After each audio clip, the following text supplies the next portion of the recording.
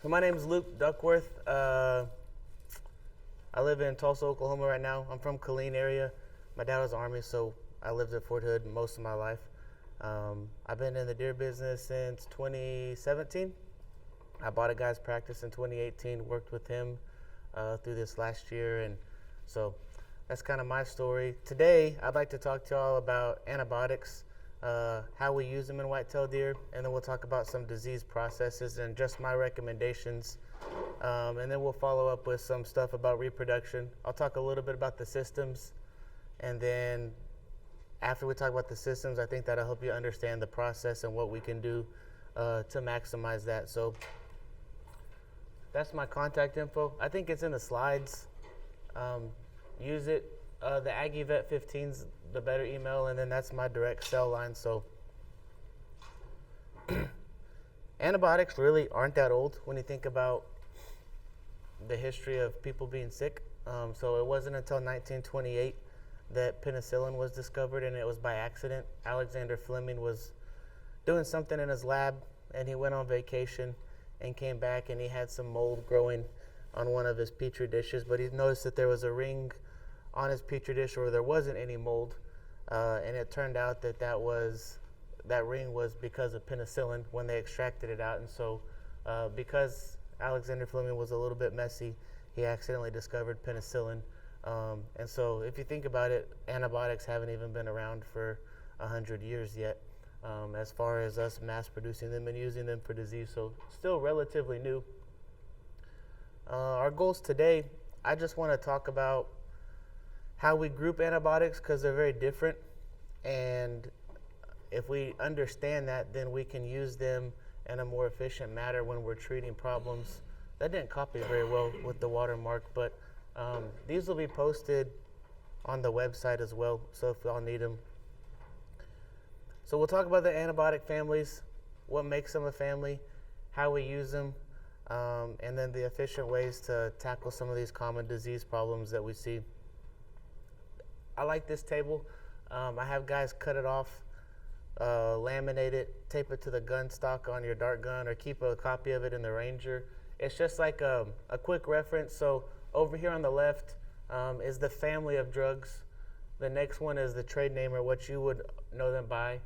And then I've labeled them by time of activity, whether they're long acting or short acting, small or large volume. Small meaning we can dart those, and then what they're good for and what they're not good for. And so just a quick reference so that we can kind of see that, hey, if we're treating a pneumonia and we happen to treat it with two different drugs, like we don't need to treat it with Zactran and Draxxin because they're really closely related. Instead, we could treat it with a different class, and those are important when it comes to medicating animals. The first thing we need to understand when we're looking at an animal that's not right is do we even need antibiotics? Is this actually an infectious problem? Because it could be an injury, it could be something metabolic, something wrong with their gut, and there's a lot of things that may not actually need an antibiotic. And so first things first is we need to understand what we're fighting, and if it is an infection, is it a bacterial infection? Because when we talk about EHD and blue tongue, a lot of people try to treat those with antibiotics, but EHD and blue tongue are viruses. They don't respond to antibiotics. There is a pneumonia that follows later, but as far as the disease itself, EHD or blue tongue, that's a virus, and it's not something that we can treat with antibiotics. And then we need to understand where in the body the problem is, because we'll talk about it later, but certain antibiotics are really good at getting to certain parts of the body and not good at getting to other parts of the body. So if we know that ahead of time, we can make a better decision. And then we need to understand how long this has been going on, and what the big picture is as far as how long this animal's been sick. Are there other animals sick with it? What was the weather been like? Lots of things like that. This is another thing that I have my clients print off and laminate, keep it on a clipboard in the Ranger with a dry erase marker. And that way, anytime you treat an animal, you can just fill that laminated sheet out with the dry erase marker and then take a picture of it with your phone and send it to the office or something. And it's an easy way to keep records without having a whole bunch of papers. We always have our phones on us, and so you can just use a dry erase marker and a laminated sheet and get pretty good record keeping that way. So when we talk about antibiotics and antibiotic families, we classify them based on a couple different mechanisms, and the first one is their mode of action, and that's how they actually interact with the bacteria. Most antibiotics will either attack the cell wall of a bacteria and destroy its integrity that way, and then the other ones will actually attack the DNA of the. That's not super important in general unless we're talking about mycoplasma, and we'll come back and talk about that. But that is one way that we group antibiotics, is how they actually interact with the bug. And then we talk about spectrum of activity. Scientists classify bacteria based on their specific structure, and so we have gram-negative bacteria and gram-positive. We have aerobic bacteria, which thrive in oxygen-rich environments, or we have anaerobic bacteria that thrive in oxygen-depleted environments. So if you think about an abscess, or like fusobacteria, fuso forms an abscess, and that abscess has no oxygen in it, and that's why when you open up an abscess, that's one of the best treatments for a fuso or an anaerobic bacteria, because you're letting oxygen into that wound. Tissue distribution, again, is really important. Where in the body? So if we're talking about antler infections or something that's in the brain, there's only 2 or 3 drugs that get into the brain really well, and so knowing that ahead of time is important. Water versus lipid soluble, not overly important for today's talk, but that goes hand in hand with how long a drug lasts. And then static versus societal is I hate talking about it because it sounds like it's a competition of good versus bad or better versus best. Static drugs will hold an infection at bay and let the deer's immune system come in and finish the job. And the societal drugs actually kill the infection itself. And so it's not a matter of better or best. It's really just a matter of, again, that big clinical picture. Because if you think about a fawn who doesn't have a robust immune system yet, maybe we want to pick a societal drug. Or if we're using a high dose of dexamethasone, then maybe we use a societal drug because dexamethasone is going to lower the immune system. So not overly important, but it wouldn't be complete talk without mentioning those. So mode of action, like I said, most of these drugs either damage the cell structure or damage the cell DNA. Your white antibiotics, so Excede or penicillin, are going to target the cell wall of bacteria, and that's important mainly when we talk about mycoplasma. I don't know if you've heard about mycoplasma pneumonia. It's a really, really aggressive bacterial pneumonia, but what's interesting about mycoplasma is it doesn't have a cell wall, and so that means that Excede or any of your penicillins are 100% ineffective against mycoplasma. And at the end of our talk, we'll talk about specifically how I like to treat pneumonia or my go-to drugs, and you'll notice that I rank my drug preferences for pneumonia based on whether or not they treat mycoplasma. So Excede is like my 3rd drug of choice for pneumonia, just in case we're dealing with a mycoplasma. Excede's a great drug, but if we're dealing with the mycoplasma, it's not effective, and so it's one of my lower, it's like 3rd or 4th priority on that. So how do you know if you have mycoplasma? If a deer dies, I always recommend having a necropsy done, or if you want to, you can culture the lungs. I can talk with you guys. The diagnostic lab at A&M sends you a Q-tip, and you just swab the lungs and put it back in its tube, and they can grow it for you. Or a tall tale sign of mycoplasma is if you have a pneumonia with swollen joints or dropped ears.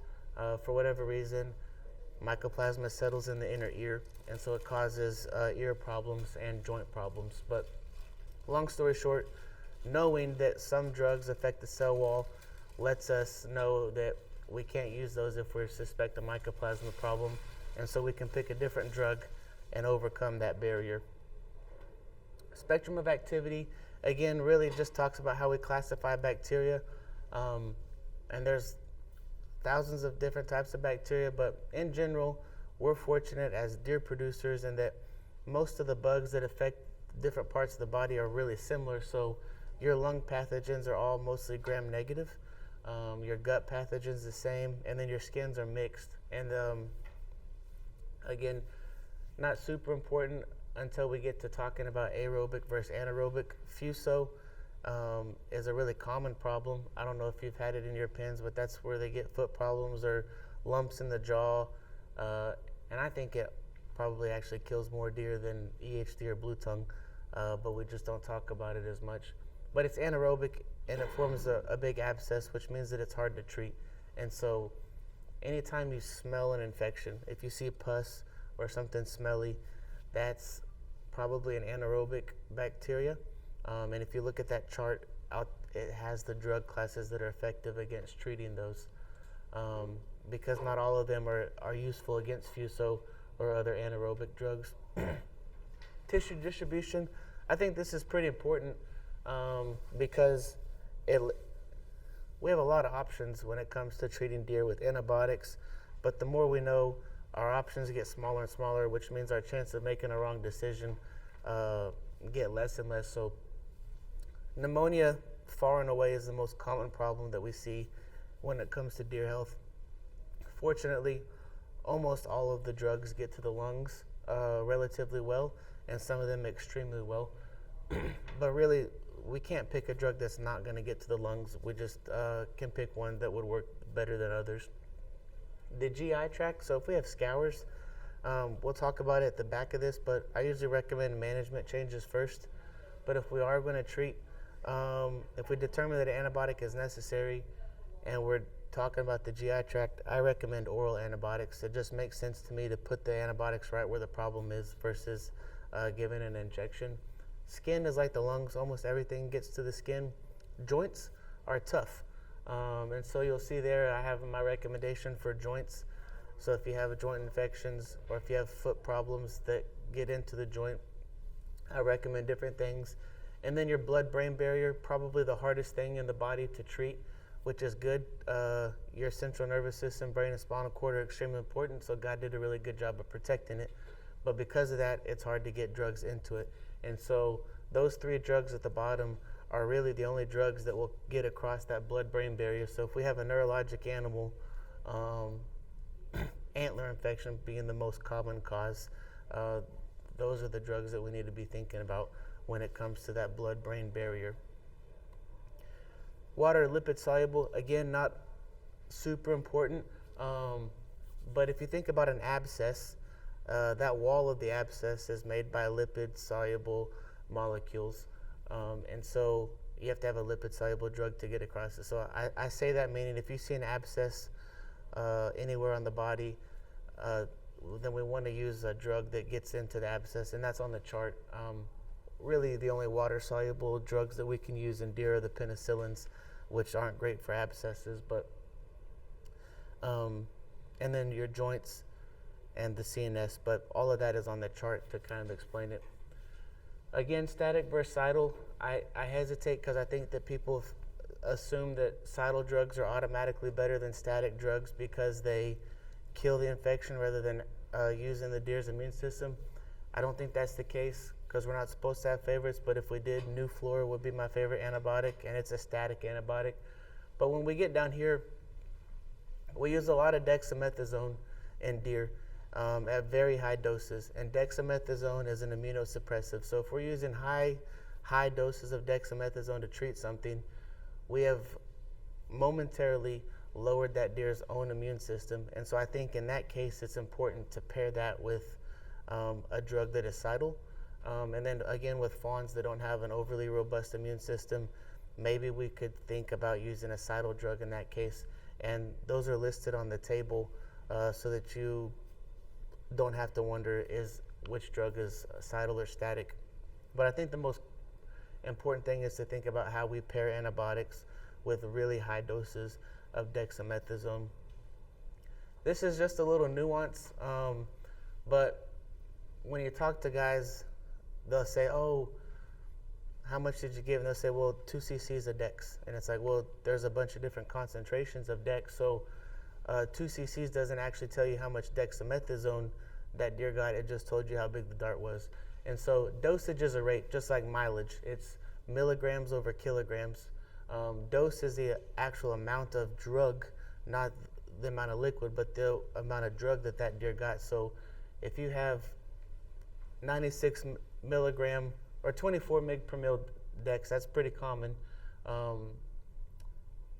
If the dosage is 1 mg per pound, and so you have a 100-pound deer, that deer is going to get 4 cc's. Does that make sense? The dosage is 1 mg per pound.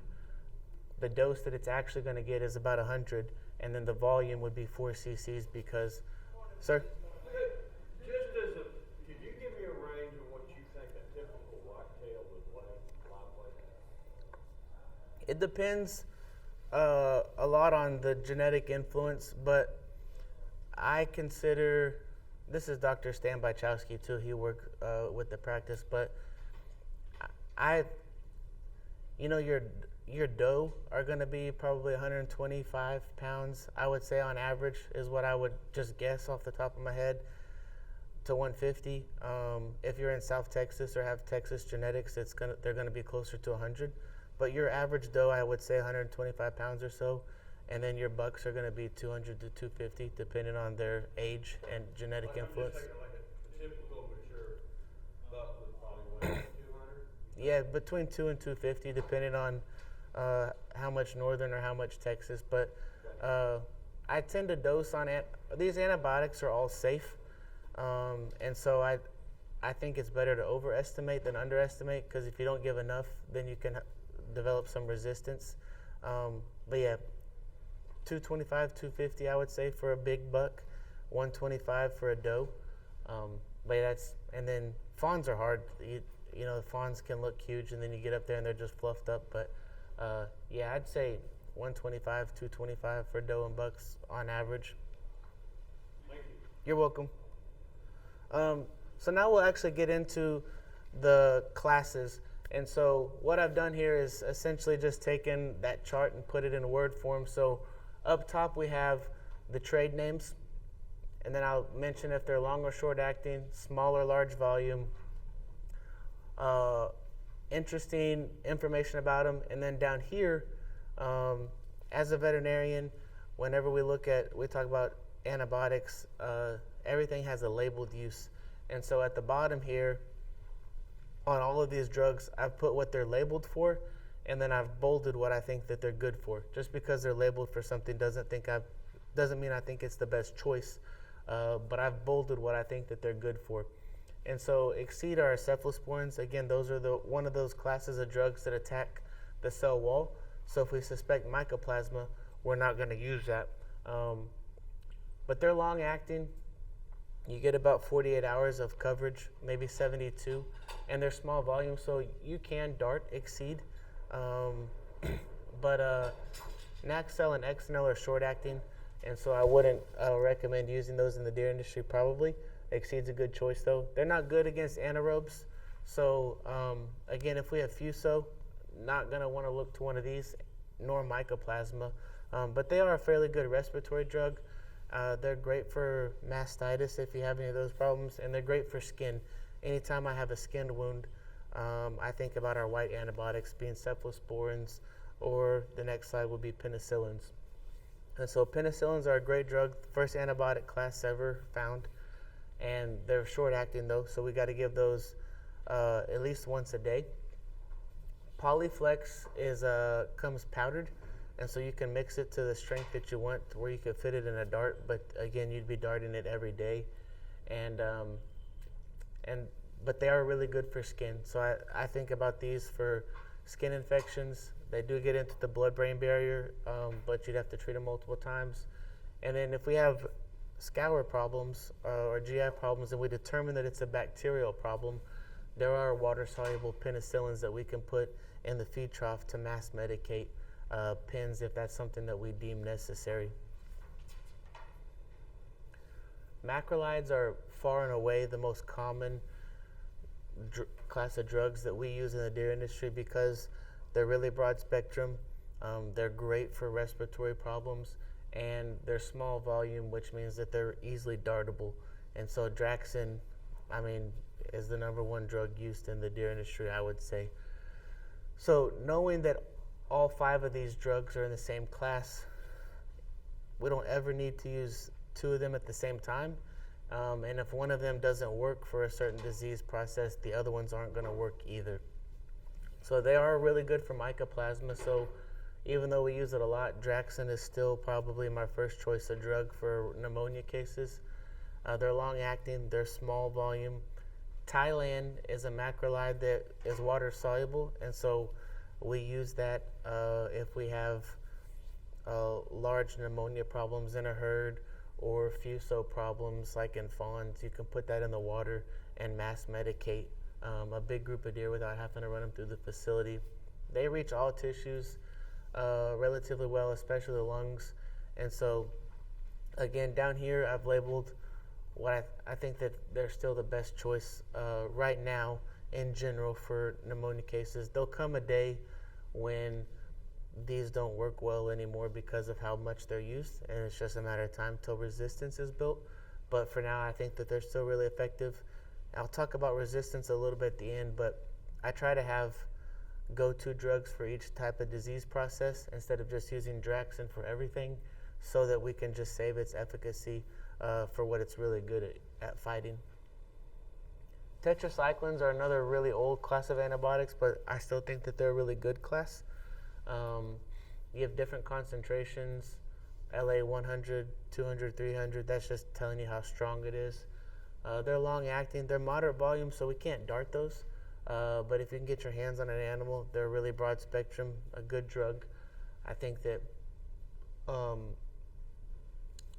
they're still a nice choice for foot rot and respiratory diseases. BRD is what's on the label. It stands for bovine respiratory disease. I should have explained that earlier. So if you see BRD, that means a respiratory disease. That's just how they have them labeled. Sir? So you said on the LA 100, 200, you can't use them in a dart? Is it just because of the volume? Just, yeah, just if you had a big enough dart, you could. But in the 300? the 300, it's still, I think it's still 3 cc's per 100 on the LA 300. So you can, I think that's right. Yeah, if you have a dart that's big enough, you can use it. Okay. But in general, most people want to shoot 2 cc or 3 cc darts, and it's hard. LA 100 can be given IV, so that's something that you have an option for if you're able to hit a vein. And the biggest way that we use tetracyclines in the deer industry is CTC in the feed. Chlorotetracycline is probably the most common feed additive when it comes to antibiotics. And so that's probably the most common tetracycline that we see in the deer industry is CTC in the feed. So, okay, so you take some LA 100 or something and you're putting with the feed. So do you mix it with anything, or you just squirt it on it, or? No, Or is there a different formulation? there's a powdered or a crumbled CTC that they can mix for you at the feed mill. It's not a liquid; it's a powder that you have to have a veterinary prescription for. But they do all of that for you at the feed mill. So it's there's just a formula based on how many head you have and how much feed you're ordering. But yeah, that's how they mix it. Is it's a powder-based drug. Is there any that you can buy, like say without a vet approval, to add to feed? No, sir. They've really cracked down on. It all goes back to the beef industry, and so they've taken all of the. I know in the last year they really cracked down. Yeah, so you used to be able to go get CTC crumbles at Tractor Supply or Atwoods, and then you could sprinkle it. But they're worried about those antibiotics getting into the food supply that people eat, and so it's really hard to, like for me to script, I happily do it if the deer need it, but for me to script oral antibiotics in the feed, I have to write a letter to the feed manufacturer and to the, like Pfizer or Zoetis, and I have to have a prescription-based application and a letter to the client. So it's a lot of loopholes. I still do it because I have them saved on my computer. It doesn't take that long anymore. But yeah, long story short, because they're worried about the beef meat supply, we can't just go into the store anymore and buy those. You used to be able to, but not anymore. but we can still get if I've been to your farm and we have that kind of relationship, then that's something that can legally be prescribed. Fluoroquinolones, also a great class of drugs when it comes to pneumonia, which we see a lot of. So that'd be Baytril, which Baytril's a pretty large volume. It would be hard to dart unless you had about a 10 cc dart. But Advocin is a drug that I think gets overlooked. It's a very small volume, but it's almost the same drug as Baytril, so you can dart Advocin. So I encourage people to keep Advocin in their barn because it gives you another dartable option. And the reality is a dart gun is still the first choice that most people use when they're medicating, and so the more options that we have for darts, the better. Again, these are great respiratory drugs. They work well against mycoplasma, so these are probably number 2 for me behind Draxxin when we're talking about pneumonia is Advocin, because we can dart it and it covers mycoplasma. It also gets into your brain if we need it to, so this is another antler infection drug. Legally, we're only supposed to use it for respiratory disease in food animals, but not all of these animals that we have are going to enter in the food chain. And if an animal needs help, I'm a proponent for helping it. So these are good options for antler infections if we have those. But I wouldn't recommend using them in fawns. At high doses, they can be really detrimental to joints. And so I remember when I was in vet school, a lady brought me a baby goat, and all of its joints were fused. Were contracted and fused because she'd given it extremely high doses of Baytril. And so we had to euthanize that goat just because all of its joints were fused because of Baytril toxicity. So stay away from it in young animals. That's on the chart that I provided. On the right column it says not good for, and it says not to use in young animals. Sulfas, another old drug class.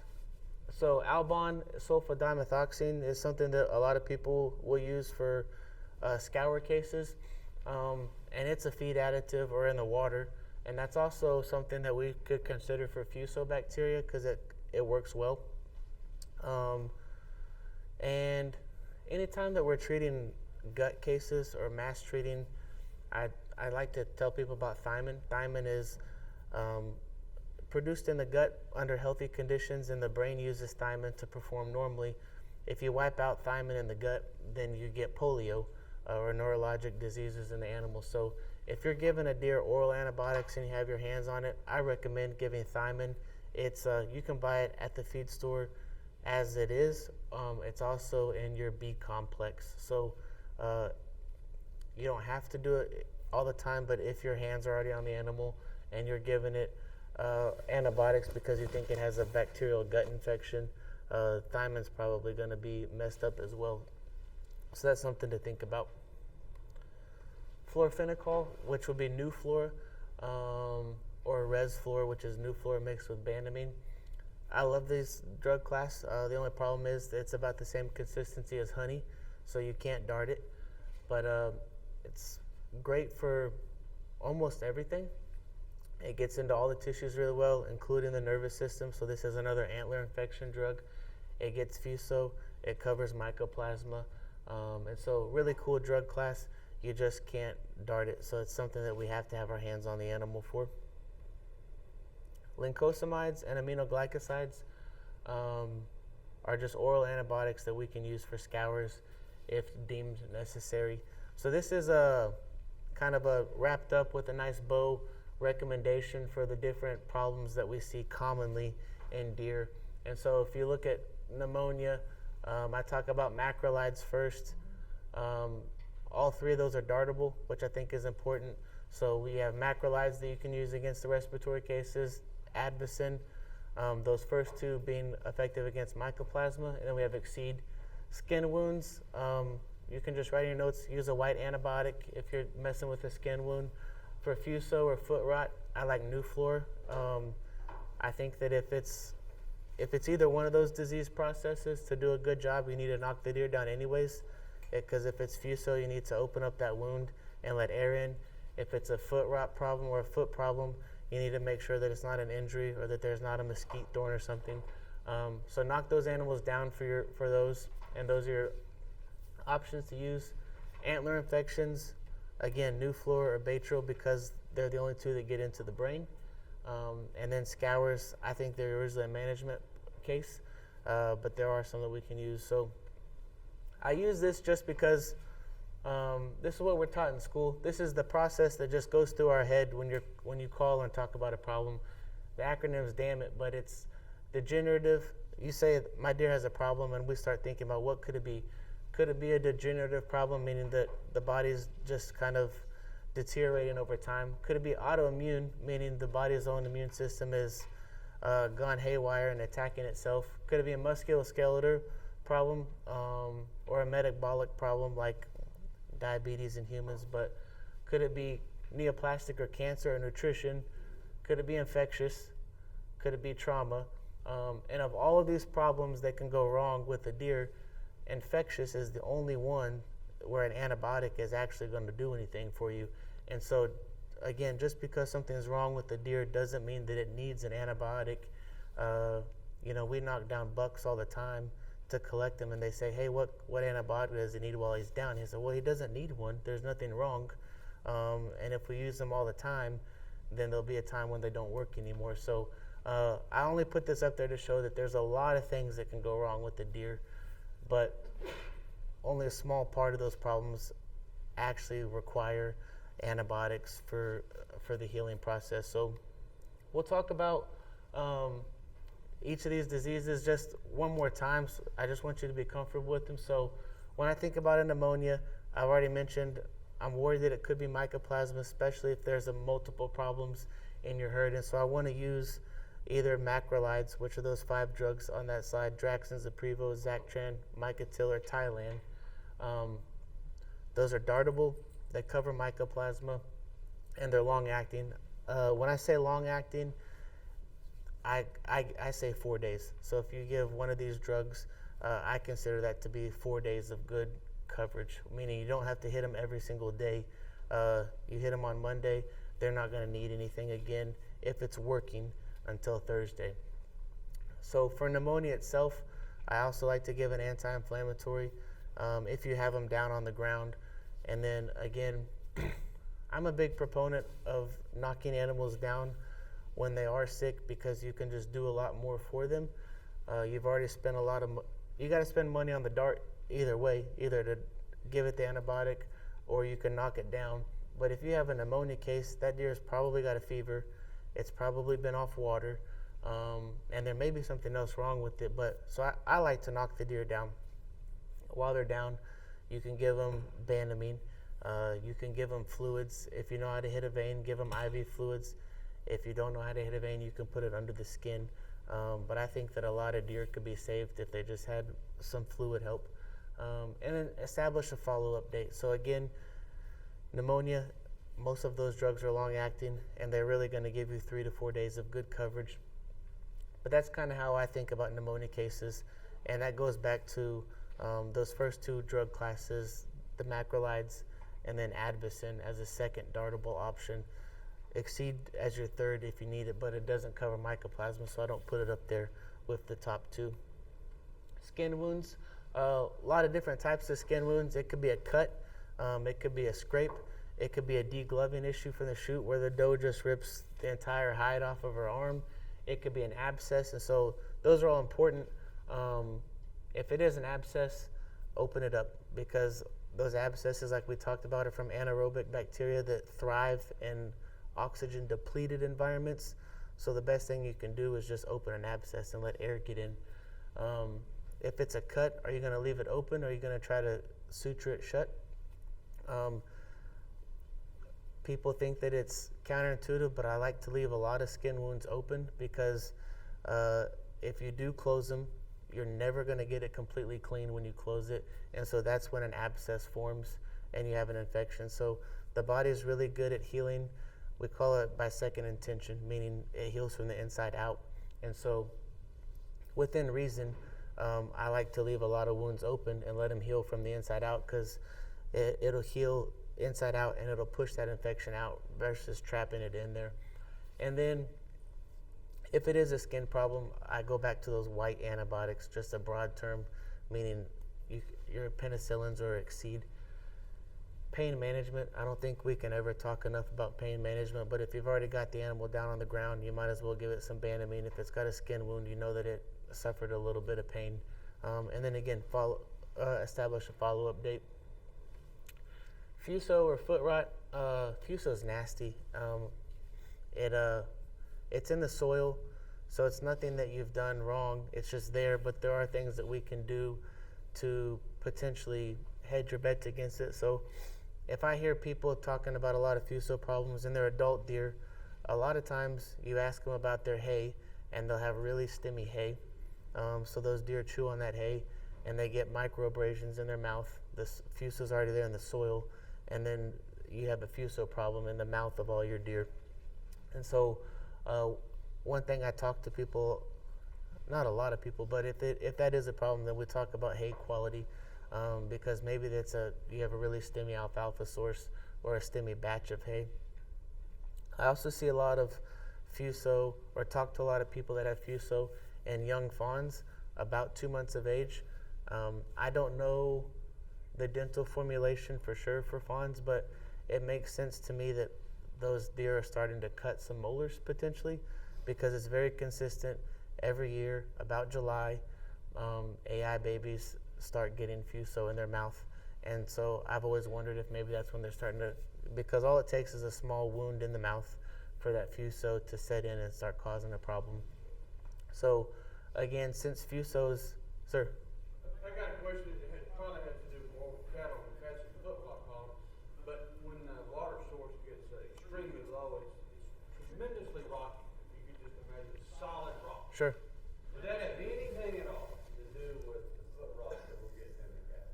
Yeah, it does. And so I have cows too, and the problem that I see when I have foot rot problems, it's usually, I either see it when it's really, really, really wet, because everywhere is wet, so their feet get soft and then they get cuts that way, or if it's really, really hot and I still have one tank that has water in it, they'll all go stand in that water because it's hot, which makes their feet. But it's all about skin integrity. So if you never had a skin wound, or if you never had a wound in your mouth, you wouldn't get Fuso. But something is happening to cause small wound to their feet that lets the Fuso set in, or a small wound in their mouth that lets the Fuso set in. So yeah, environment is probably one of the biggest factors for Fuso. It's just, I mean, you can't go clean up all the rocks in your pasture, and that's true. But yes, I do think that the layout of the land and the rocks would have a big deal. Okay, thank you very much. Yep. So again, open it, debride it. You'll look at that chart. There's a couple antibiotics that I recommend for Fuso. Nuflora would probably be first and foremost. And then I've gotten people that have it in their adult deer or their fawns that we use Thailand in the water, because it's effective against Fuso, and it's easy to mass medicate instead of having to run everything through the facility, or to be preventative.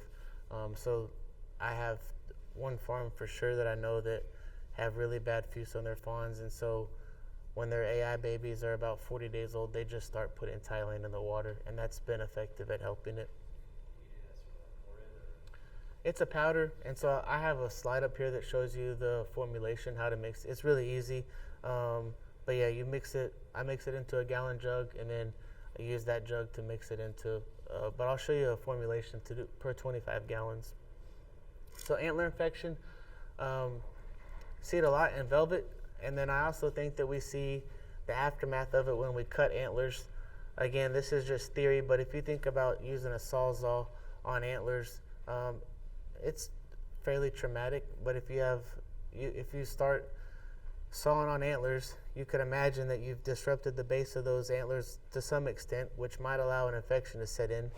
And I just talked to guys that have a lot of deer that die a week or two after cutting antlers, and you have to wonder, is it something that started at the base and became neurologic? So when I think about antler infection, I think about bone, and I think about neurologic, or the brain.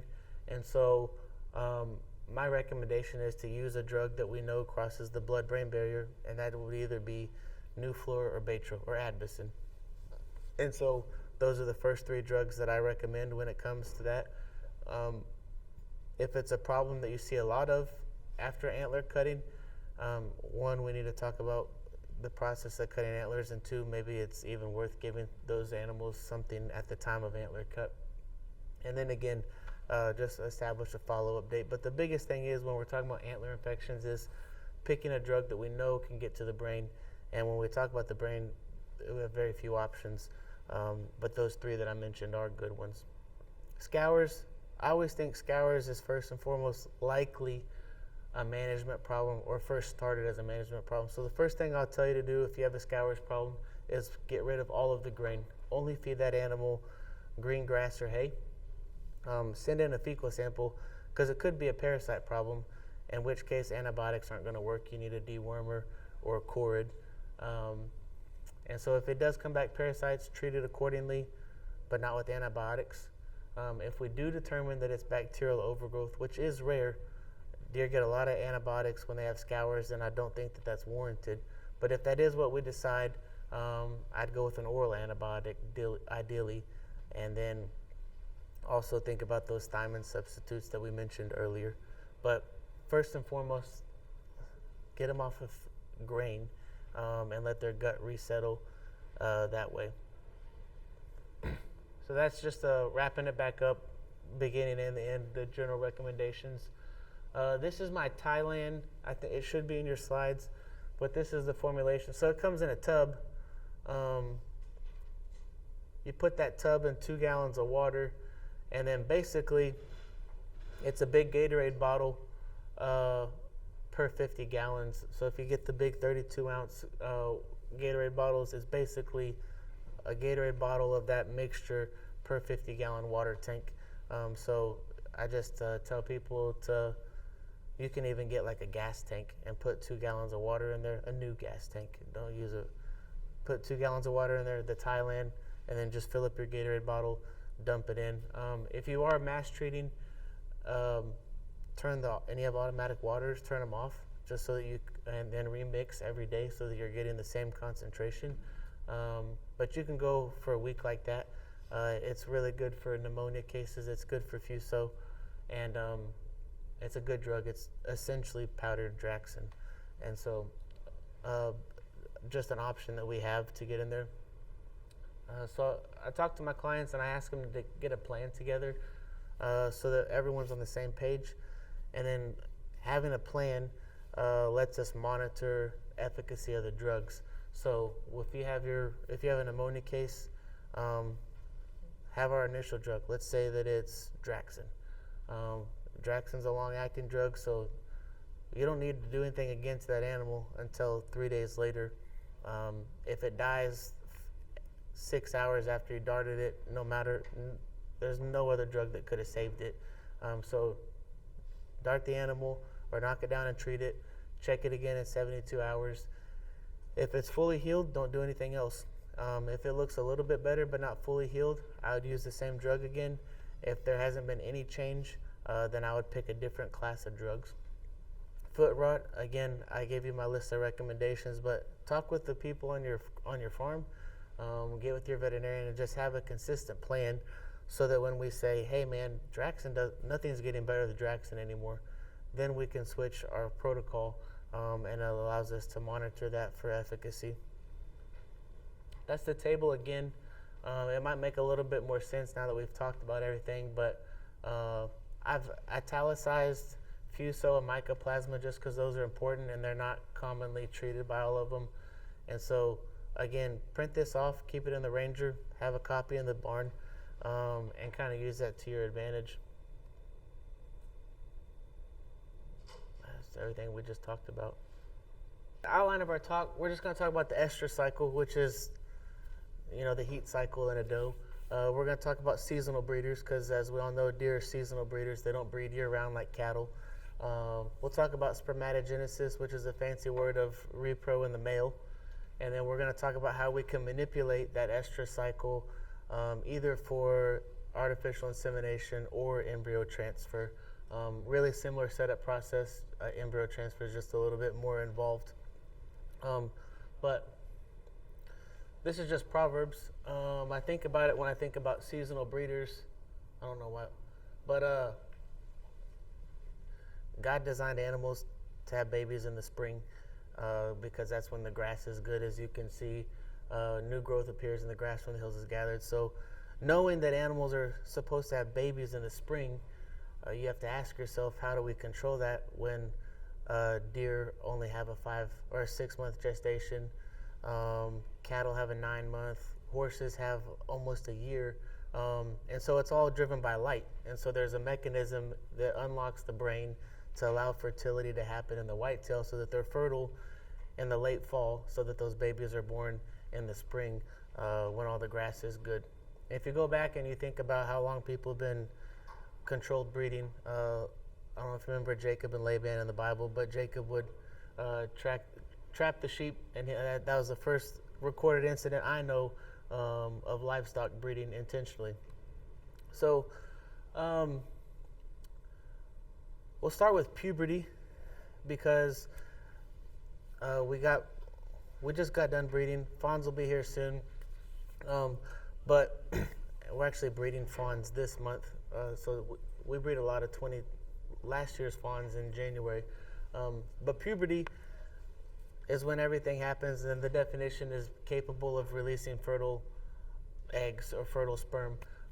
So the interesting thing about ruminants is it's not so much in people, but it is in ruminant animals, that puberty is influenced primarily by body weight. And so in general, a female ruminant, be it a doe fawn, a calf, whatever, anything, a sheep, a goat, in general, those females won't start cycling until, one, it's the right time of year if they are seasonal, and two, they have to be, I think most people agree, about 2/3 of their mature body weight. And so in general, a lot of guys that I talk to want their doe fawn to weigh like at least 65 pounds before they try to breed them. That's just a rough number. It's not an exact one. But if you have 100 or 125 pound mature doe, you can see that 65 pounds is somewhere in that 50 to 65%. So, and the way that the brain does, I just think it's fascinating, is your fat cells in the body release a molecule called leptin, and ruminant brains are programmed to respond to leptin in a way that when that leptin threshold reaches a certain level, the body says, hey, I have enough fat stores that I can start cycling. And so it's the fat stores in the doe fawn that unlock everything, that allows fertility to start happening when they reach that threshold body weight. And so, and it makes sense if you think about marathon runners, women, they become amenorrheic. Their body fat percentage becomes so low that they basically go into menopause just because of their athletic level.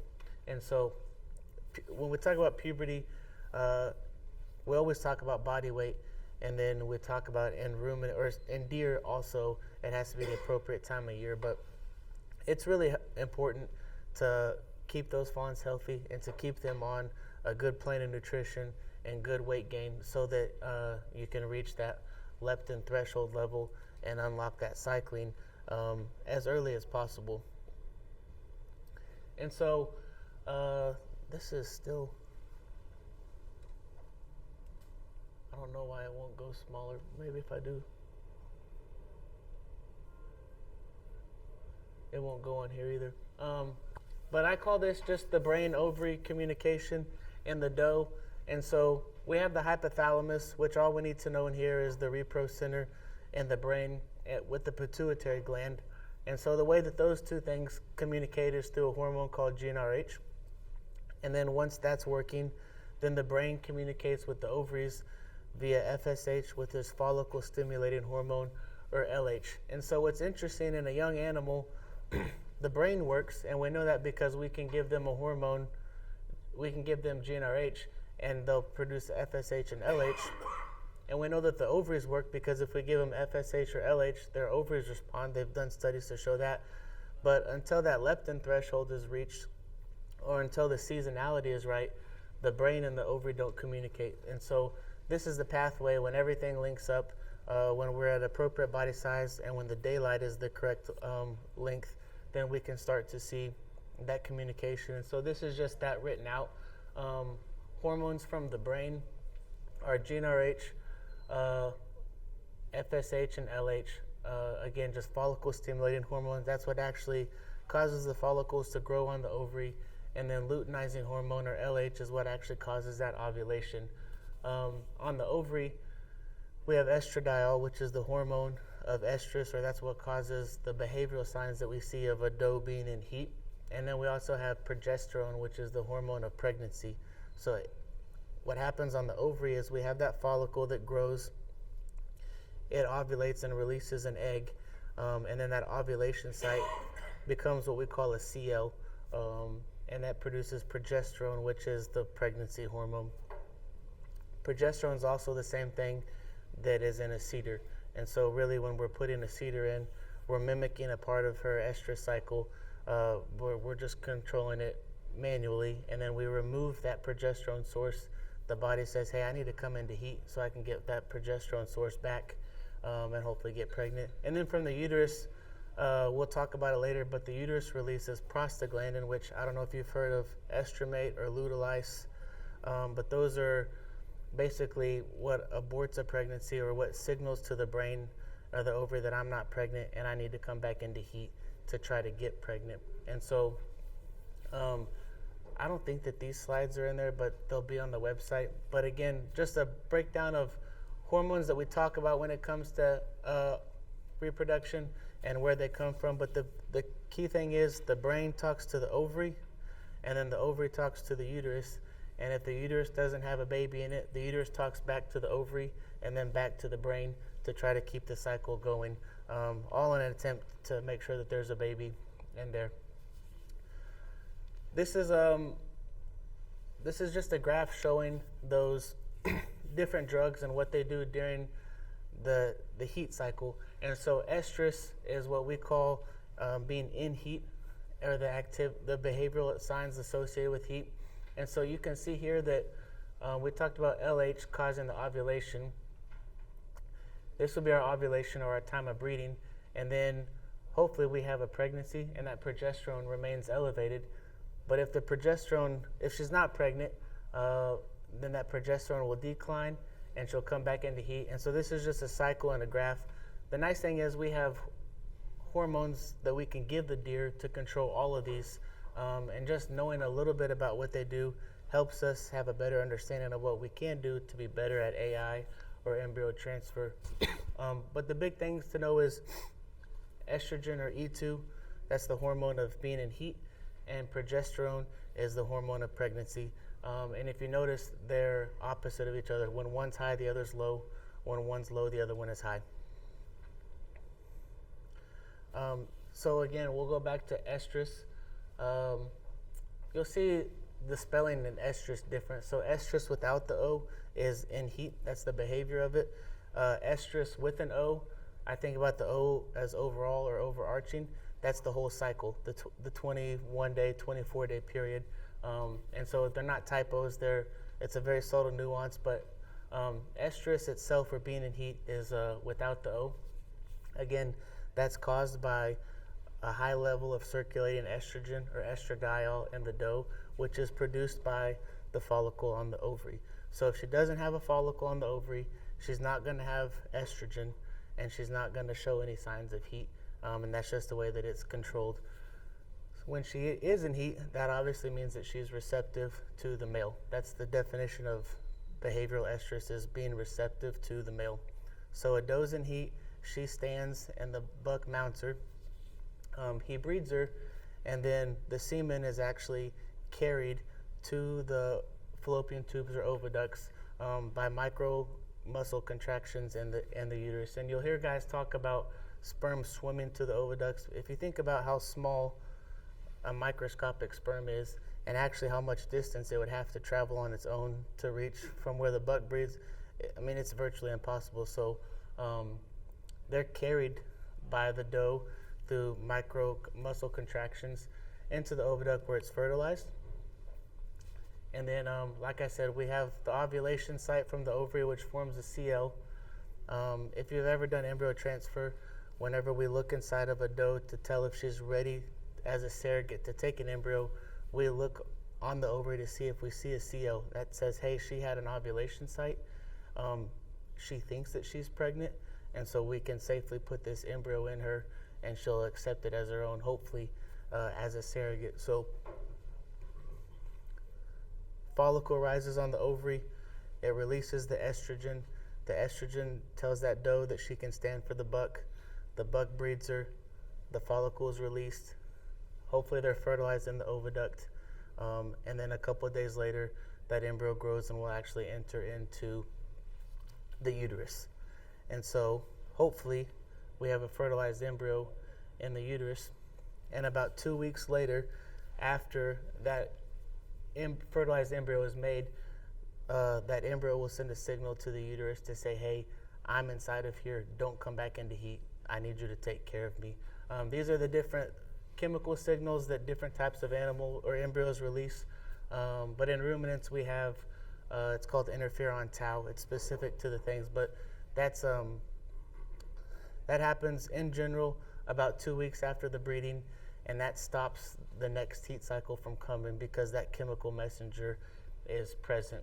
And then there's other hormones that we can test for later for a pregnancy, but this is the hormone that's or the chemical messenger that the embryo actually releases to tell the mom that it's in there. So if they're not pregnant, that signal is not received by the uterus. The uterus releases that hormone that says, hey, there's nothing in here. Let's try to do this again. And so that whole cycle starts over, and you go back to that cycle of brain to ovary, ovary to uterus, and then back up the chain, uterus to ovary, and then back to so that it's a continuous cycle. But it's pretty neat how many different steps there are, but you can see that if you start to think about it, it makes a lot of sense, and it's very systematic in its approach. But if you think about how long a doe cycle is, anywhere 21 to 24 days, if the pregnancy recognition is not until about day 18 or so, it's a pretty quick process for that doe to cycle back after the absence of that chemical messenger to be in heat again. And so that just brings us back. Maybe this slide makes a little bit more sense because this would be about the time when that embryo does not release that chemical messenger, say she's in there. And so we start to this drops down and the estrogen starts to rise again because we don't have that block and she can come back into heat. So that's a little bit about the overall process to conception. The unique thing about deer is that they're seasonal. And so we talked about how the goal is for babies to be born in the spring because that's when nutrients are plentiful. And so God designed deer to become we call them short day breeders because as the day length shortens and night becomes longer, that's when they start cycling. And it's all driven by melatonin. I'm sure you've heard of melatonin. You can take it as a supplement to help you go to sleep at night. But melatonin is released by the absence of light or the increase of absence of light. And so the eye perceives that. It goes to the brain.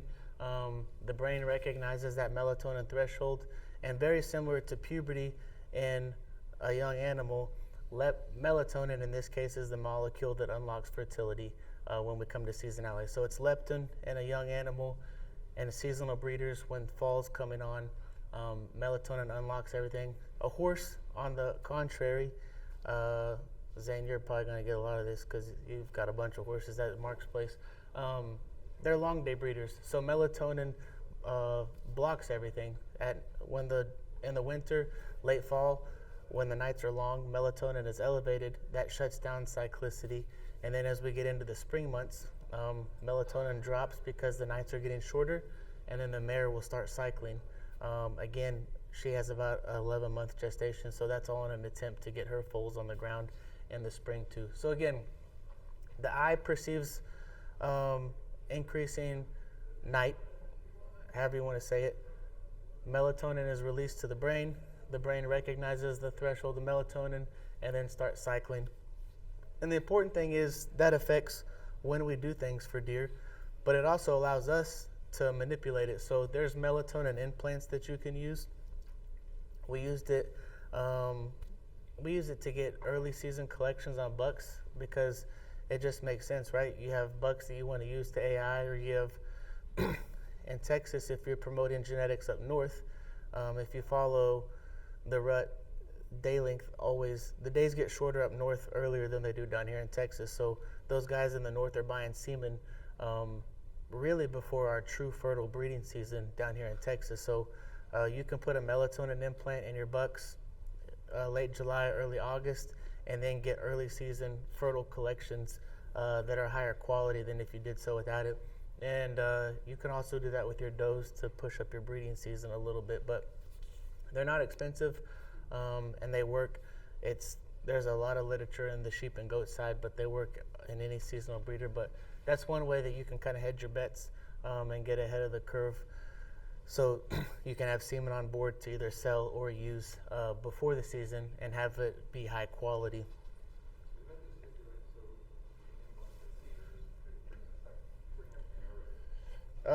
Sorry. Use melatonin. It's a very small pellet that you put under the skin of the ear, and so. No, it's not. It's like a microchip. I don't know if you've had to use the microchip on your deer yet, but it's the same size as a microchip. So a lot of guys, if they're going to cut their bucks or if they're moving them, you have to knock them down. That's the only bad part. You knock them down late July or early August and put an implant in them. And then early October, we collected, Capodanno's was second week of October this year? Yeah, south of Houston, we got really good collections the second week of October this year, which is really early for being that far south.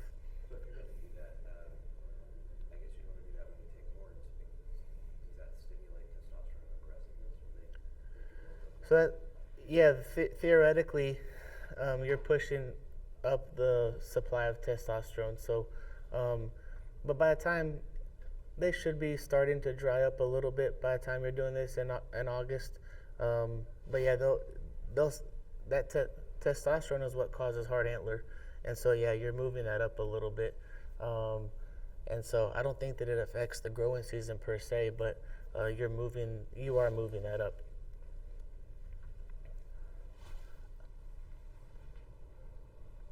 And so I don't know why I can't get the zoom right, but basically, if the ovaries and the testicles are interchangeable when it comes to how the communication process, but you have the brain that communicates via FSH and LH to the testicles, same exact hormones, similar process, but in this case, instead of estrogen, they're producing testosterone, which is what unlocks fertility in the male.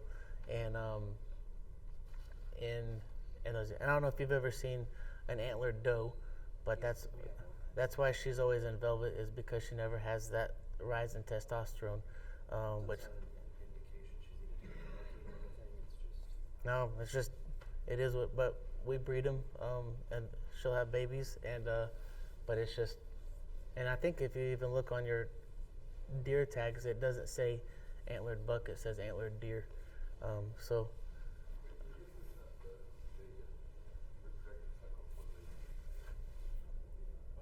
Yes, sir. Nope. It's pretty hard to manipulate it on the backside, but we have. No.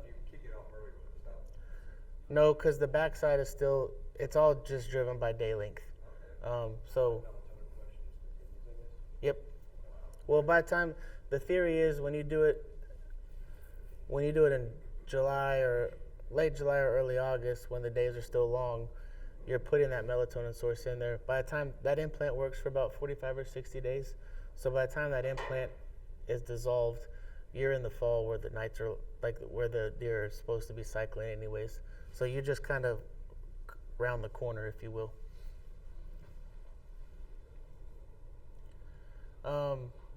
So we'll move into, I don't know if you call it tips and tricks, but understanding just a really brief course of fertility and the estrus cycle. The more we know about it, the more we can manipulate it and get you guys a bunch of babies on the ground. And so our goals are obviously to produce elite progeny, regardless of what your measurement standard is. You want to get better and better every year, and we can do that through AI or through embryo transfer. And so I like to think about it as a year-round cycle, and I've broken it down into your summer period, your pre-breeding period, breeding week itself, post-breeding, which is where we are right now in January, and then pre-fawning or fawning. And so we'll start on this fourth part right here just because that's where we are right now. And we'll start off with talking about nutrition. So this is just, it looks complicated at first, but basically this is just a feeding chart for your females. You can see that we have breeding day right here, and then fawns over here. But basically it's an up and down cycle of when doe need certain types of feed or when they don't need. I think that it's common practice in the deer industry for deer to just have the same amount of feed every day of the year, whether it be hay or grain. But in reality, there's a lot of times where they don't need much, and there's sometimes where it's really critical that they have quite a bit.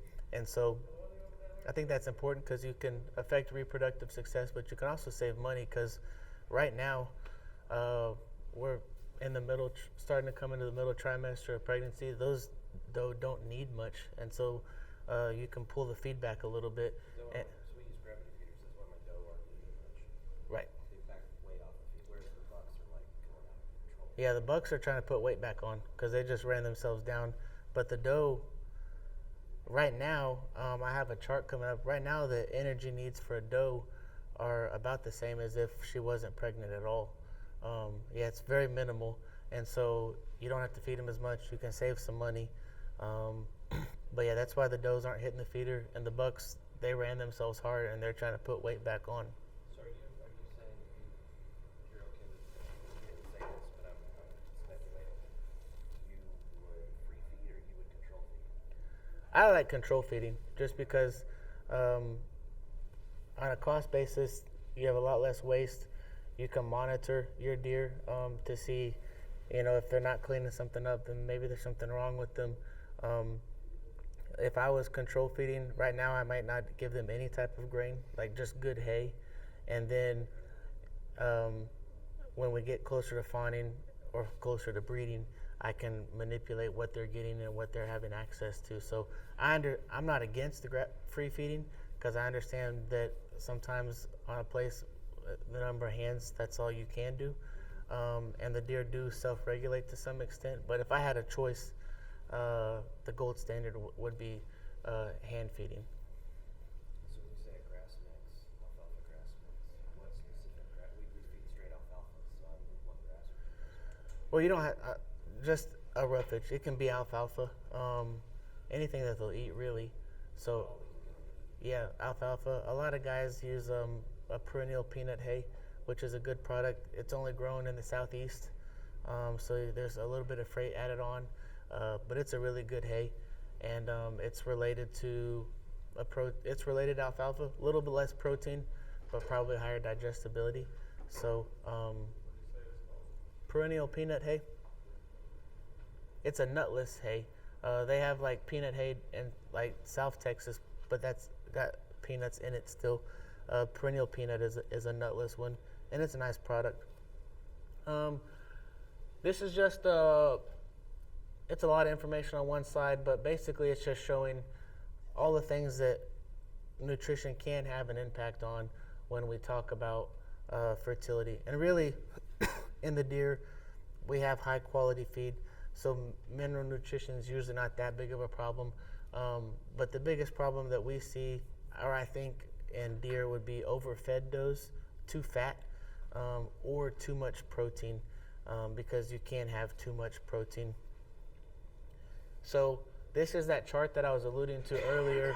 And so maintenance would be a mature doe that's not growing anymore and that's not pregnant or not nursing. So She doesn't have to worry about energy for bone or muscle growth. She doesn't have to worry about energy for nursing a fawn, and she doesn't have to worry about energy for growing a fawn.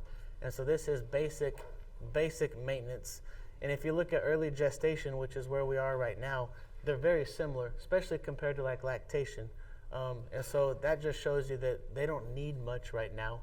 And so that's, again, back why your does aren't hitting. Flushing is what we call a nutritional flush right before the time of breeding. And I'll have a slide that talks about that a little bit more. But basically, that is driven by fat in the feed, and that tells the brain that, hey, conditions are good right now. I can get pregnant, and I could probably even have twins. And so there's a small increase in energy requirements during breeding. And then we go to gestation, and this makes sense, right? Early lactation, the babies are still really small in the uterus. Late gestation, there's rapid fetal growth, so we need some energy. Early lactation is the highest energy demand for that doe, and then it goes back down as we enter late lactation. And then, so you can kind of see that it's an up and down cycle. So everyone thinks that more is better, right? And it's not. Over-conditioned or females that are too fat can have a poor reproduction because there's hormones that are released by the fat molecules that interfere with the reproductive process. And we saw how intricate that reproductive cycle is. And so any kind of interruptions can have an impact. And if you think about 100 deer and 100, I have a slide at the end, but 100 lap AIs for a program, 4 or 5 extra lap AI fawns compared to the cover buck fawns can make a big difference in the value of those animals on the ground. So too much fat at the wrong time of year is not a good thing, or too much fat all year long isn't a good thing. I see guys that push the deer really hard in the summer, and so they have really, really nice looking deer, and I understand why. It's because everyone does pin tours in the summer because the bucks are in velvet, and so people are driving from farm to farm and they're looking at deer, and guys want their doe to look nice, and so they push them really hard on feed. But if they're really high, if they're really well fleshed at the end of the summer, there's not any room for them to have that energy increase before breeding because they're already really well. Does that make sense? And so naturally, a doe's supposed to lose weight while she's nursing. And so, but again, I understand the industry demands. People are showing off their deer. They want them to look nice in the summer. And that's one reason that people keep them fleshed up during the summer. But really, honestly, your doe should be skinny at the end of the summer. That's good. No, I was worried about them all summer. I didn't know. I thought, why are they looking like this? It's They're just being stuck out or something. It's funny. My wife's a veterinarian. She does small animal. I think obesity is the #1 disease that's diagnosed in small animal medicine. Dogs and cats, they're almost all of them are overweight. and I have a boxer, and he's lean, his small waist, big chest. And someone said, "Why does your dog look so skinny?" And I said, "Because he's exactly what he's supposed to be right now. It's just different." But fat cells, and flesh deer in the pen look better than. But in reality, at the end of lactation, like your doe are supposed to be skinny. That's exactly what they're supposed to look like. It's just not what looks the best for a picture, but that's what they're supposed to be. So, yeah, and so, yeah, but that's perfect because you have that doe that's skinny at the end of lactation. You wean that fawn, so you've removed that extra energy demand, and now she's allowed to put weight back on, and you have that energy plane that's going back up, and which tells the body or the brain, hey, let's have twins because I'm gaining weight. Things are good right now. I have a slide right here.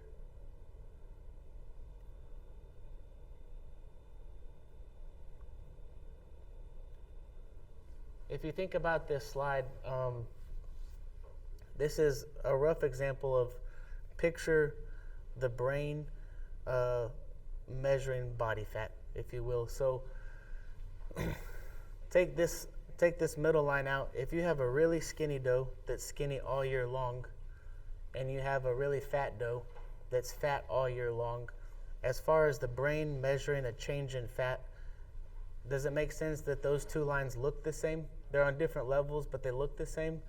Versus if you have this doe in the middle who's skinny at the end of lactation, you pull the fawns off, and now she's allowed to gain weight. The brain sees that change in fat and says, hey, things are good. So I know it's a little confusing because one's high and one's low, but if you appreciate the shape, a skinny doe that's skinny all year long and a fat doe that's fat all year long, that line is the same shape. It's just on different levels. So they're both metabolically wrong. Yep. And this is what the brain wants to see as far as reproduction is concerned. This skinny doe coming out of lactation, and then she starts to gain weight as you wean the fawns off.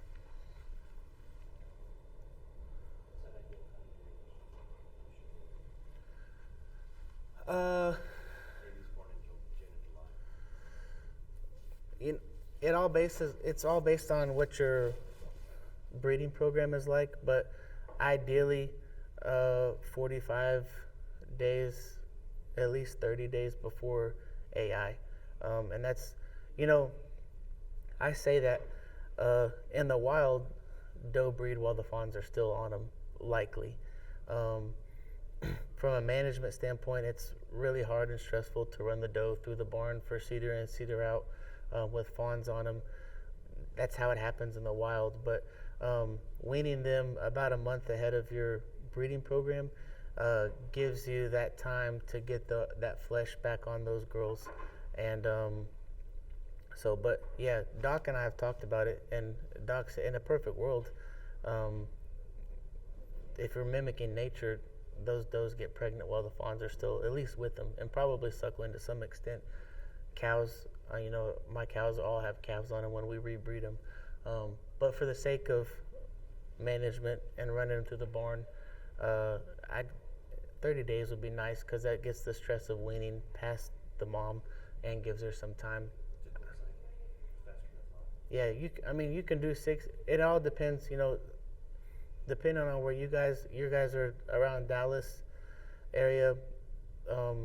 In general, that's like a middle of November AI or breeding date.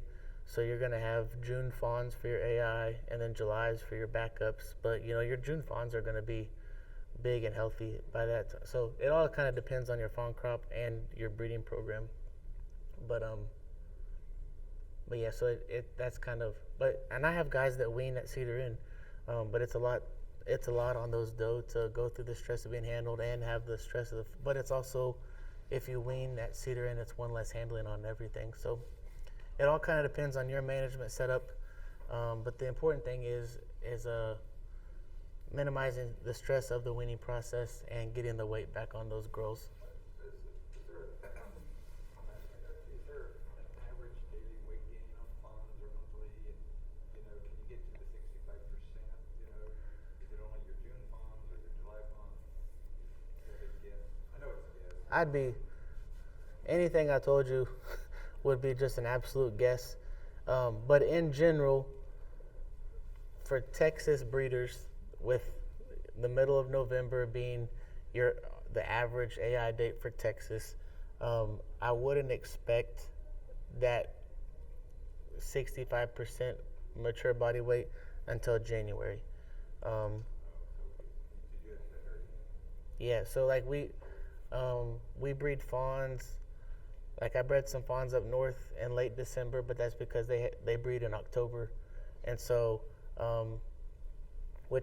so basically 8 months, I would say they should be roughly 65% at that 65% mark. Again, roughly, but as far as pounds per day, anything I told you would.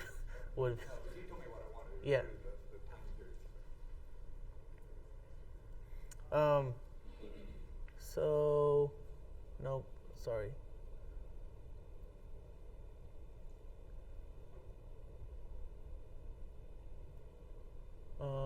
Okay, so the same is more is better.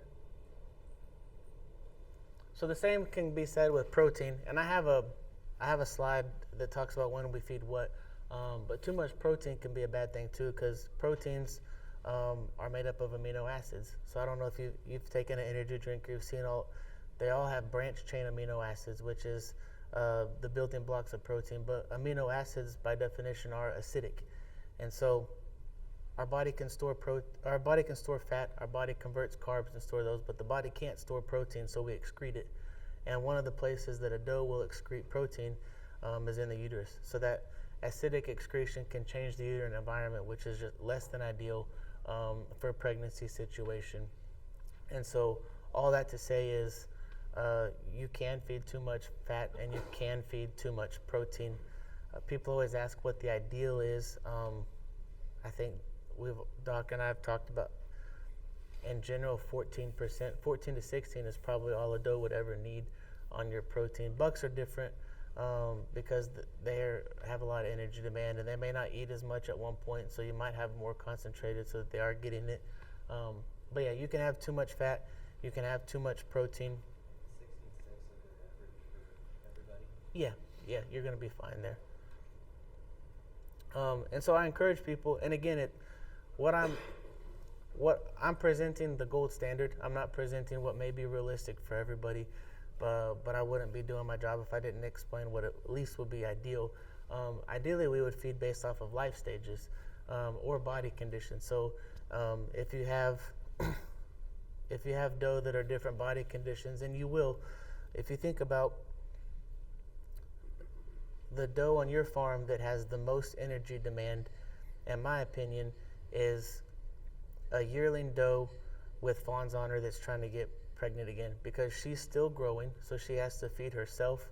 She's nursing babies, which is another huge energy demand, and she's trying to get ready for the next breeding season. So that's 3 big energy demands on one doe, and so she's going to be skinnier than your 8-year-old doe that just had a single. Like, she's a big, healthy, mature doe that just raised one fawn. And so, yeah, think about body condition and feed based on that. A doe that, for whatever reason, you pulled the fawns and you bottle fed those fawns, that doe doesn't need to be eating the same amount of feed as a doe that in her pen that's raising twins or triplets. And so I know that it's hard to, but just talking about it gets people thinking that animals have different nutrient needs based on their life stage or their job. And so, again, singles versus multiples also. So the question is, what do we feed when? 30 days before breeding, protein is our limiting nutrient. That uterus is growing and taking up a lot of space in the belly, so the rumen shrinks quite a bit. And so they need a lot of nutrients, and they need it often because they can't eat as much in one feeding. And protein is the most important because they're trying to build high-quality colostrum. You have rapid fetal growth, and they're getting ready to take care of that baby. Late lactation in the summer, I like guys to pull them a little bit back. That'll help them dry up. It'll help your mastitis and udder problems. And also, like I said, it's not good for a picture, but it helps those doe slim down a little bit so that they can ramp back up for breeding. So if people don't change their feed formulation, just pull the feed back a little bit late lactation so that they start to dry up and start to lose a little bit of weight. And then from the point of weaning to the point of AI or a little bit after, fat is the limiting nutrient that we're looking for. And so you can start to push them. And again, that's not necessarily saying that you have to change your feed formulation. But if you pull them back during late lactation, you have room to bump up their feed again as we approach that AI time. And then again, winter to pre-fawning, they don't need much at all this time of year. So in that first one, I guess I could start using Yeah, exactly. what would I do to increase fat outside of just feeding? There's some supplements, like I think it's Purina makes like an extreme energy supplement. It's a top dress that's really high in fat. There's some oils that you can put on there, but again, it's like what you alluded to. Coming into AI, maybe you just bump up the feed from what it was. Coming into fawning, you start pushing that alfalfa to get some more protein. But there's some little top dresses that you can do for both protein and fat to kind of bump it up a little bit instead of having to manipulate your feed formulation. But And I guess if you got 15 does in a pen, you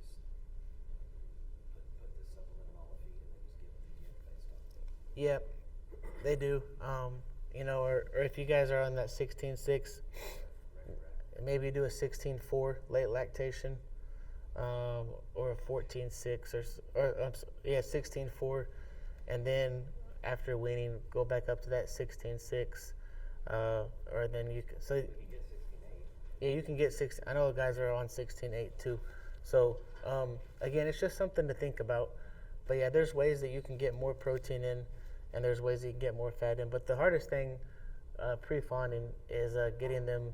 They basically need stuff all day long because their stomach is so small compared to their uterus, and they really need a lot of nutrients at that point in time. So that's just a little spill on trying to wrap up everything on nutrition. But here we are post breeding, or there's last month. So don't disturb the deer. We talked about that pregnancy recognition being about 16 or 18 days. So I try not to disturb the deer at all.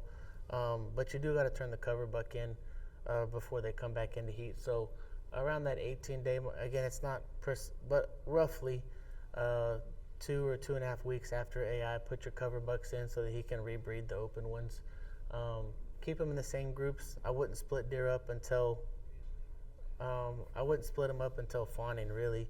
I know guys that will blood test this month, so they'll have pregnancy data, and then they'll make their groups of doe. But from the time you wean until Martin Luther King Day or President's Day, like I wouldn't change the doe. I just let them be, let those pregnancies settle. If you think about the stress of reestablishing order in the pens, if you have a bunch of doe that were weaned together, ran through the AI together, AI'd, but then put back in different pens after AI, they wake up with new girls. That's just an added stress that we don't need when it comes to reproduction. So.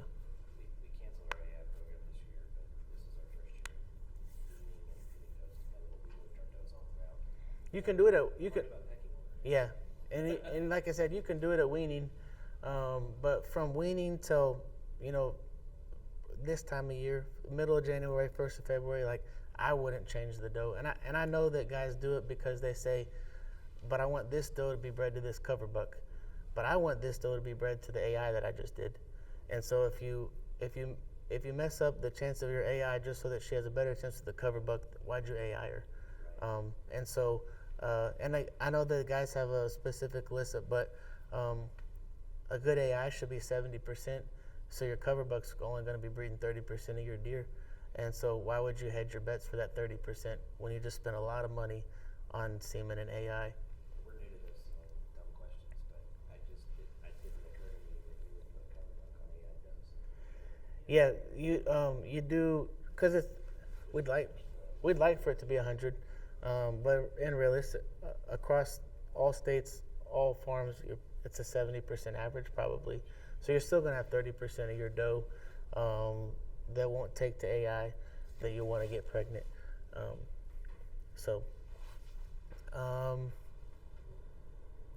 Yeah, this is also a really good time to do buck collections.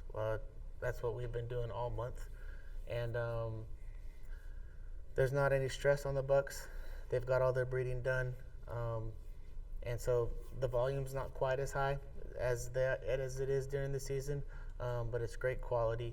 Usually the antlers are cut by now, so you can run them through the facility, knock them down, collect them, and so we do majority of our buck collections in January, and then breed fawns if people want to. But again, cost basis, it's a low nutrition period, so they don't have to be on full feed.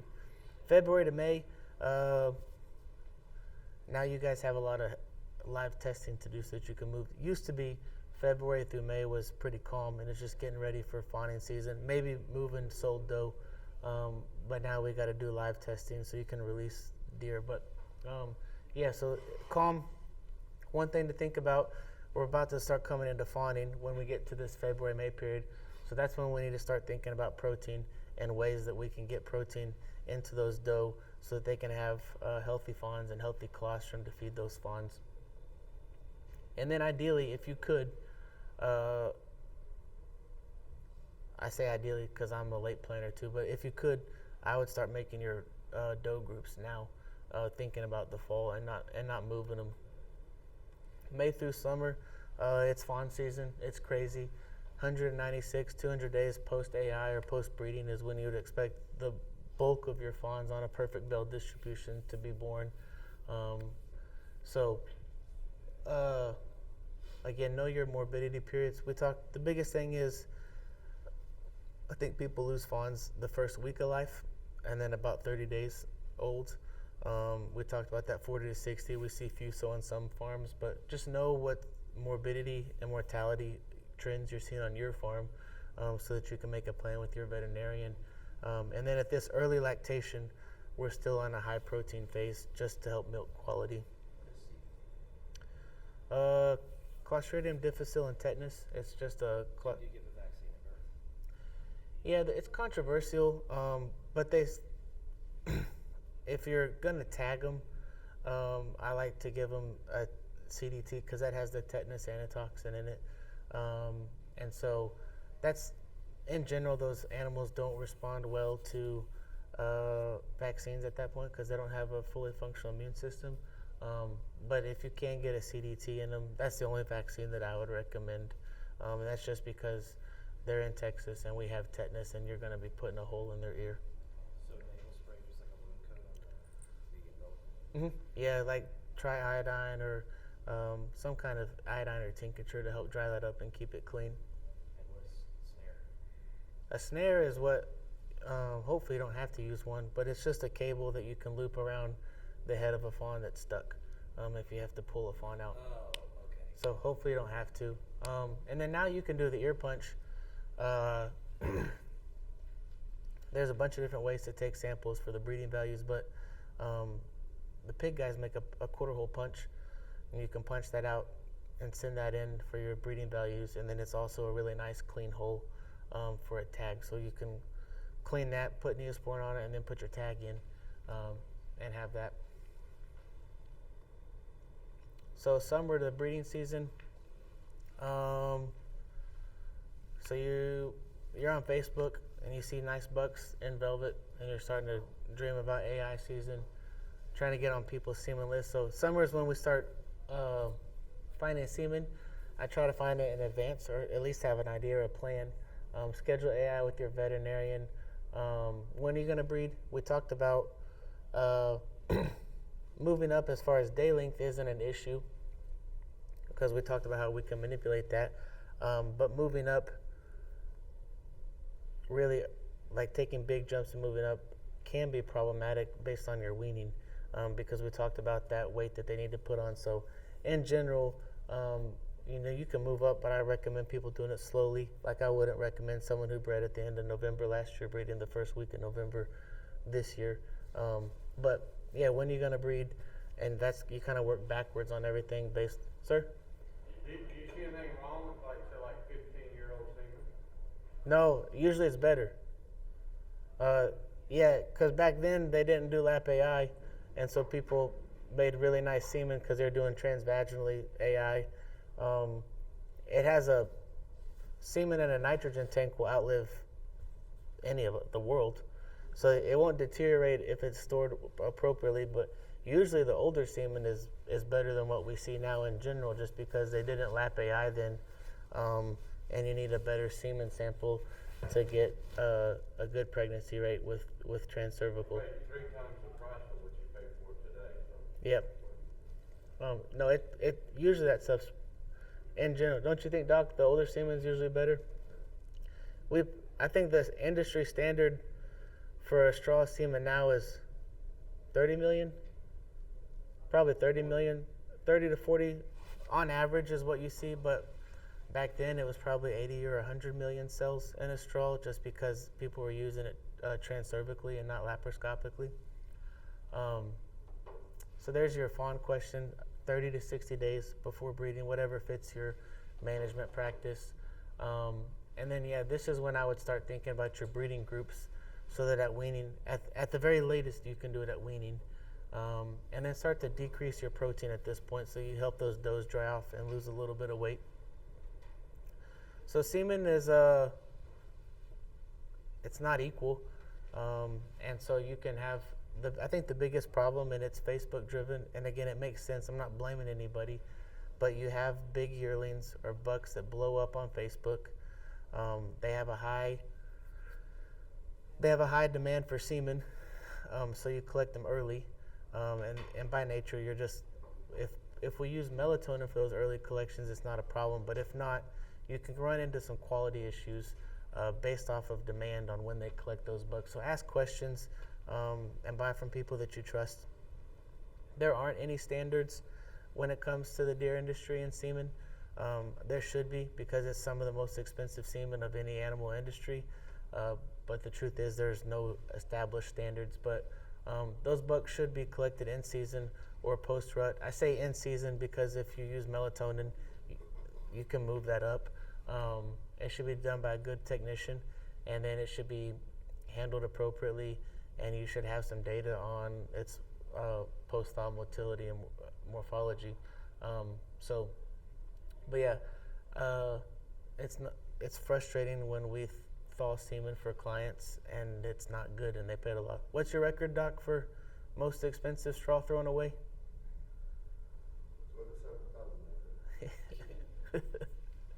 It was dead. So handling semen, we can do our part in making sure that we contribute to good quality semen. So this is a temperature diagram for your liquid nitrogen tank. Liquid nitrogen is negative 196 degrees Celsius. So the temperature of dry ice is negative 85 C, which is when the semen starts to thaw and you can actually do damage to the semen. So if you see halfway up the neck of your semen tank is where you reach that negative 85. So be careful when you're lifting up semen to check and see what's in there or transferring it from tank to tank. Because if you lift it up, even though it might still be in the neck of that, if it's there too long, you can start to thaw it partially and do some damage. And that damage, it can be nuclear damage or low viability semen, and then you just have a low preg rate. Or if you do have low viability or nuclear damage to those cells, they make a pregnancy, but that pregnancy may not last, and then that dose cycle is late, and then you have a late baby. And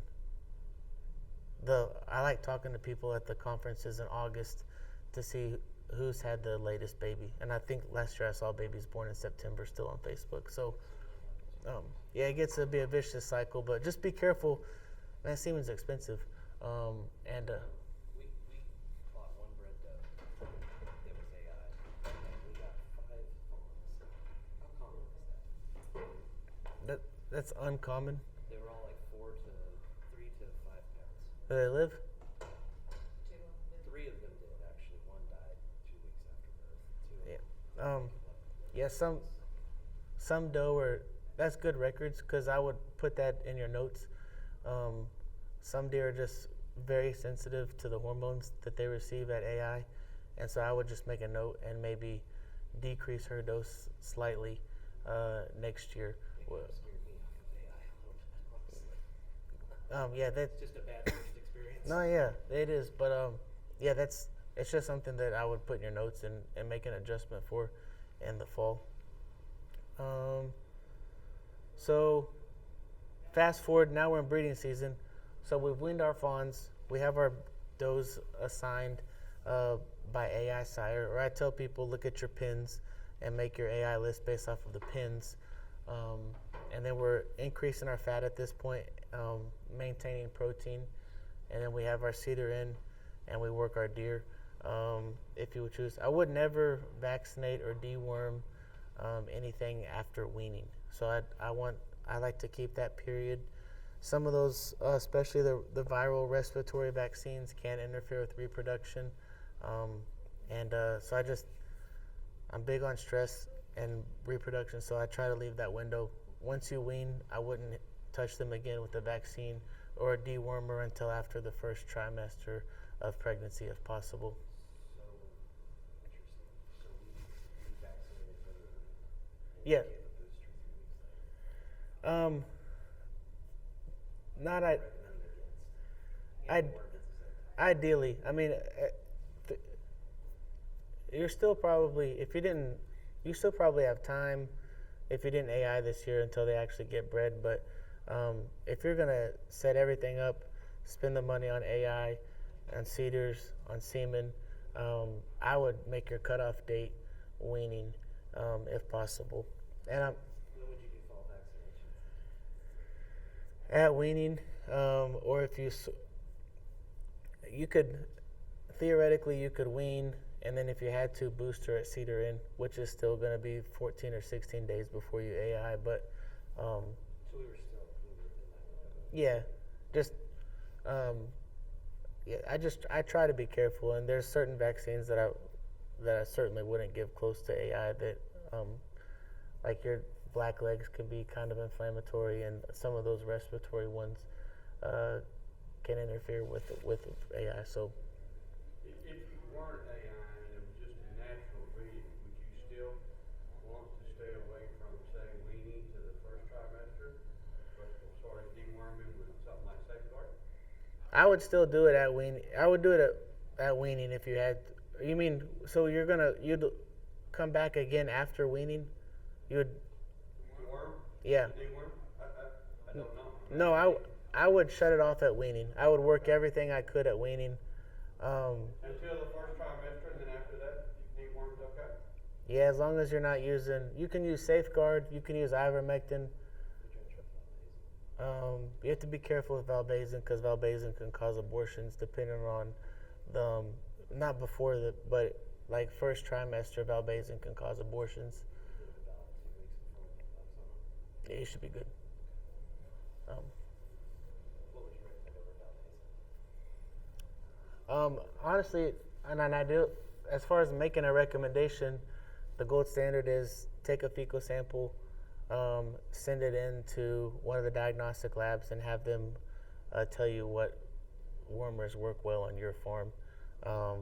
So it could be different for any. It could be different depending on you guys.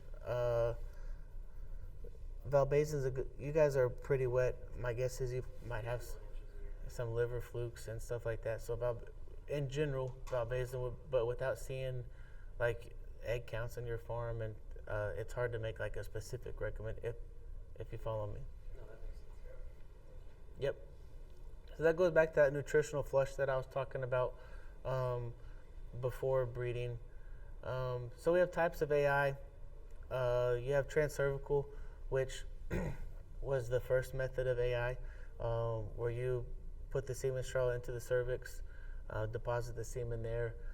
We alluded earlier that was better semen quality back in the day because it's a lower percentage pregnancy without that good semen quality. So the old semen tends to be better. Still a great way to breed deer, especially if you think about the added cost of producing deer now that we have live testing. But the added advantage of having your babies born really close together as far as management goes, transcervical AI with fresh semen from your own bucks is a really nice option because you can collect your bucks, breed with fresh semen, get great preg rate, take a lot of pressure off your bucks so that they're not having to cover everything. They're going to be bigger next year. And so transcervical AI, again, I think that there's a blend of a lot of options for every farm, but transcervical AI is a great option as far as producing babies on the ground close in age and minimizing management stress in the fall, or I'm sorry, in the spring. And so lap AI, it's more expensive, but it's more efficient. You can split semen on average 3 deer per straw of semen. You can do more than that if it's a good quality straw, but on average, when I'm telling people to budget how many straws they're going to buy, I tell people to budget 3 deer per straw. There is an anesthesia and a surgery risk, but those are minimal. And when you look at the cost per dollars on your high dollar semen, AI is a good one. And then there's embryo transfer also, which is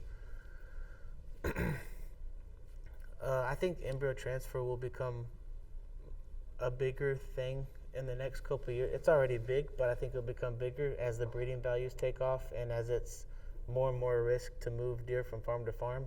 You can make embryos and still move doe genetics from farm to farm without moving the doe. So embryo transfer, if you're not familiar, is just FSH that we talked about earlier, the follicle stimulating hormone. We just give that artificially to recruit a whole bunch of follicles in the hopes that she'll release all of those, and we breed her. And then a week later, we come back and flush all those out and put those into surrogate or recipient does. So it's also a way for new people. I don't know if you guys are certified or not, but if you have, you can have a set of certified pins.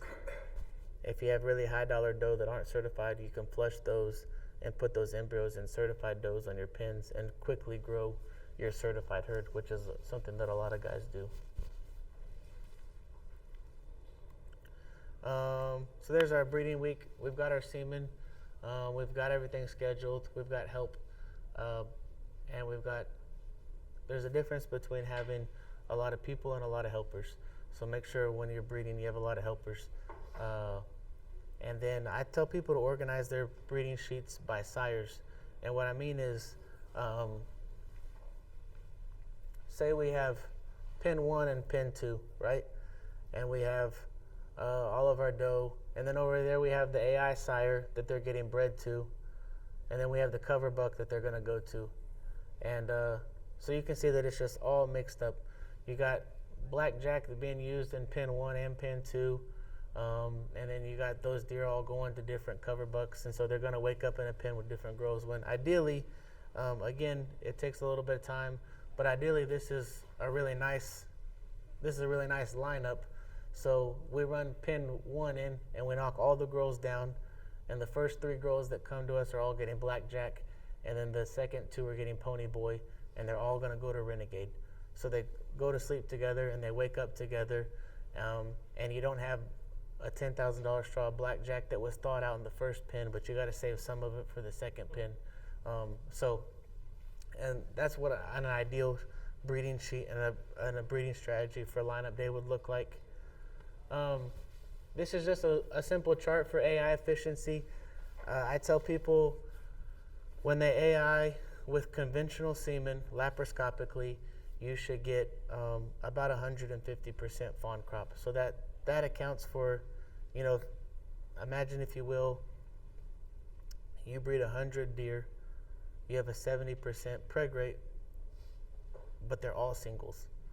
Versus, someone who had a 60% preg rate, but you average twins. So it's not just your preg rate. You got to take it out one more spot and do your AI efficiency. And that's where we talk about fawn crop. So your fawn crop is basically your preg rate times your average number of fawns.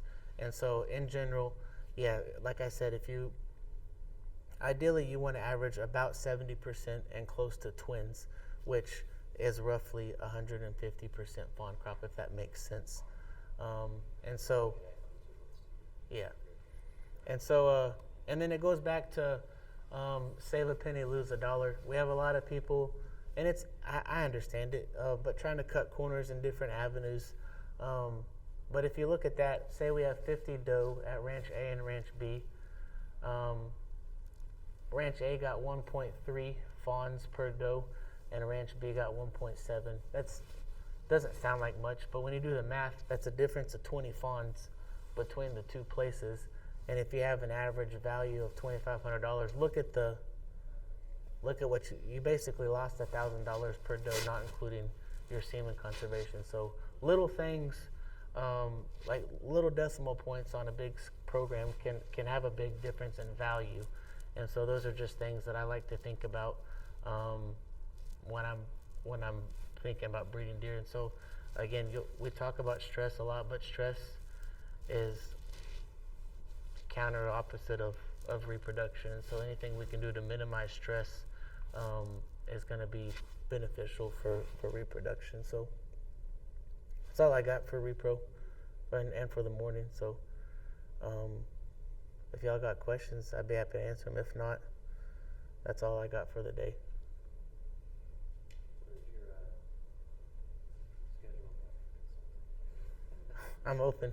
I got a baby coming in March, so I can't travel much in March, but I can always answer phone calls and emails. And then I'm in Texas a lot, so. Do you have a base console rate, or do you do like a collaborative program set up? How do you charge? It depends what AI looks like. Usually, there's not a fee for my AI clients, and then there's like a daily fee or a time fee for people that aren't AI clients. Yeah.